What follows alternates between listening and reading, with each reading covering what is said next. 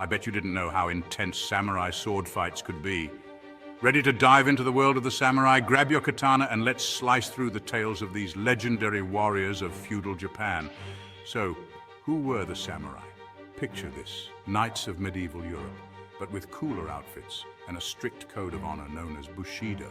These guys weren't just about swinging swords around. They lived by principles like loyalty, courage, and, believe it or not, self-control. Kind of like being a Jedi, but with less telekinesis and more tea ceremonies.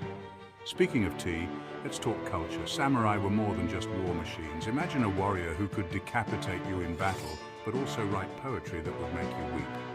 Yeah, they were the OG multitaskers. They practiced Zen Buddhism and engaged in tea ceremonies, calligraphy, and flower arranging because, nothing says fearsome warrior like a perfectly arranged bouquet. Now, you can't talk samurai without mentioning their epic battles. One of the most famous is the Battle of Sekigahara in 1600. Think of it as the Super Bowl of samurai showdowns. Over 160,000 warriors clashing in a single decisive battle that shaped the future of Japan. Imagine the chaos, the strategy, the mud. Yeah, it was a pretty soggy affair. And let's not forget the armor. Samurai armor, or yoroi, was not only functional but also a work of art. Those intricate designs, pure flex. Made from iron, leather, and silk, these suits were designed to protect while allowing mobility.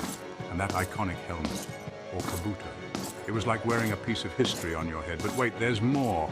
Samurai also wielded a variety of weapons. The katana, of course, is the most famous, sharp enough to cut through a falling leaf. Then there's the wakizashi, a shorter sword for close combat. And if things got really dicey, they had the yari, a spear that could reach out and touch someone in the most unpleasant way. Let's not forget the legends. Take Miyamoto Musashi, for example. This guy was the Chuck Norris of the samurai world. He fought over 60 duels and never lost.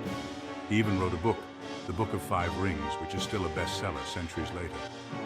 Talk about leaving a legacy. As time went on, the role of the samurai evolved. By the end of the Edo period, many became bureaucrats and scholars.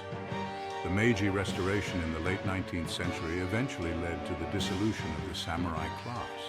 But their spirit lives on, not just in history books, but in modern martial arts, movies, and even video games. So what can we learn from the samurai? Maybe it's that a balance of strength and wisdom can lead to greatness.